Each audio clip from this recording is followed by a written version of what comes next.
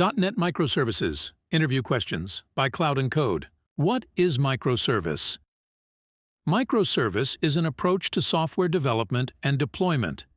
It structures an application as a collection of loosely coupled, independently deployable services, each of which implements a specific business capability.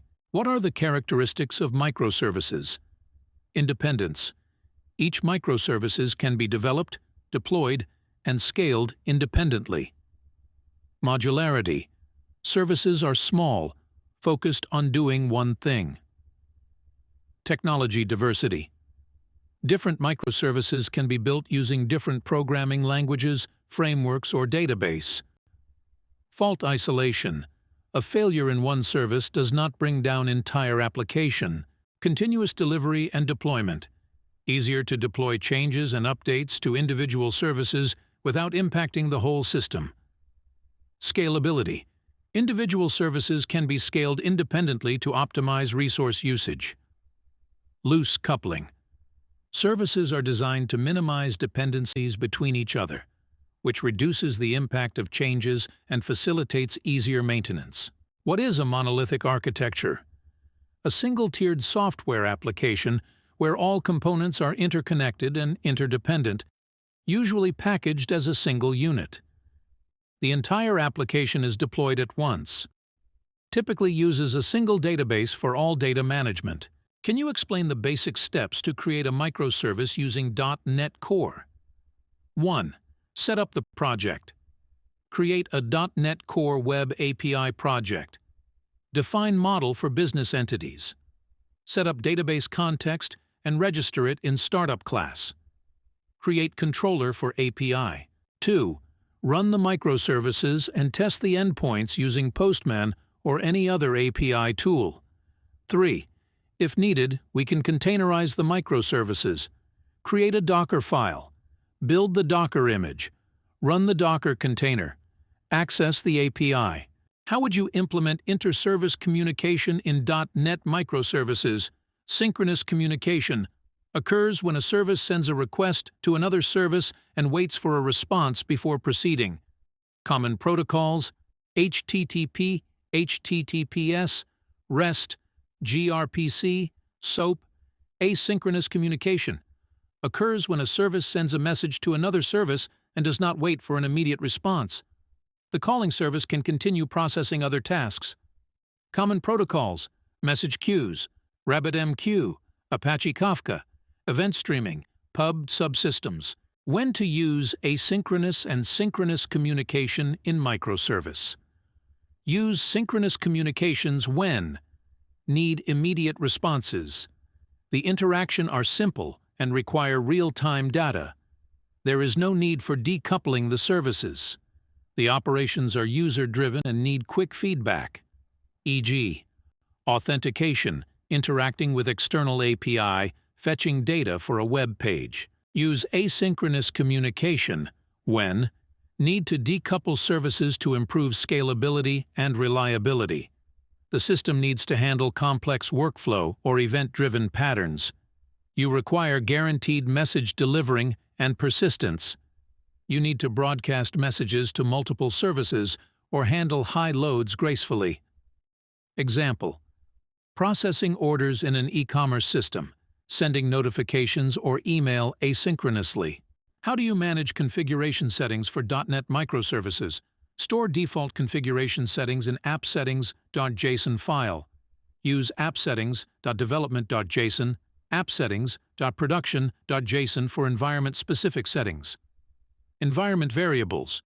Override configuration settings with environment variable for sensitive data like connection string and API key. Use a Azure App Configuration. It is a managed service that helps you manage application settings centrally. Use Key Vault for secret management. It provides a secure storage and access to sensitive information such as secrets, keys, and certificates. How do you handle authentication and authorization in a .NET Microservices architecture?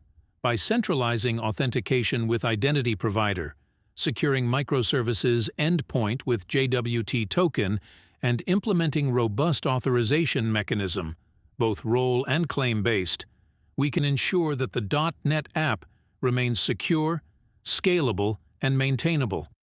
Additionally, service-to-service authentication using client credential flow ensures secure communication between microservices. We can use OAuth 2, JWT tokens, Identity Server in Azure AD, and API Gateway. For example, authentication and authorization for .NET microservices using Azure AD. Register apps in Azure AD for both client and API. Configure API permissions and grant admin consent. Implement authentication in the client application using Azure AD libraries. Secure the API by validating tokens and implementing authorization policies. Handle tokens by obtaining and using access tokens in API requests. Implement RBAC by defining and checking uses roles. Monitor and manage authentications and authorization activities. How to ensure scaling and load balancing in .NET microservices. Ensuring load balancing in a .NET architecture involves distributing incoming traffic across multiple instances. Use a reverse proxy. If microservices are hosted in a cloud environment, use load balancing services by cloud providers like Azure Load Balancer, service discovery, and dynamic loading. What strategies do you use for monitoring and logging in a .NET microservices environment? Monitoring. Implement health checks in each microservices to report its status. Collect application metrics like CPU usage, memory consumption, and infrastructure metrics like VM metrics, container metrics. Set up alerts based on predefined threshold for metrics. Integrate with Azure Monitor alerts. Logging. Use structured logging format to capture detailed information about event, request with respect to user ID and timestamps. Aggregate logs from all microservices into centralized logging platform like Azure Monitor Logs. Define retention policy for logs. Use different log to categorize log message based on their severity. Enrich log messages with additional context to aid in troubleshooting and analysis. How do you approach continuous integration and continuous deployment for .NET microservices? Continuous integration. Source code management. For version control, use Azure repos. Create a build pipeline using YAML or Visual Designer to compile, package, and run tests for the microservices. Specify build triggers to build automatically or manually. Build task, restore dependencies, build solution, run tests. Publish build artifact, DLL config files, to Azure Pipe for deployment. Continuous deployment. Create a release pipeline in Azure DevOps to automate deployments of the microservice to various environment. Environment config. Configure deployment stages with specific tasks, approvals, and conditions. Define triggers to automatically deploy the builds. Use Azure Web App or Azure Kubernetes Service Deployment tasks to deploy services. Manage environment-specific configuration using Azure Key Vault integration or environment variables. Include manual approval gates for critical environments to ensure controlled deployment. Thank you for watching.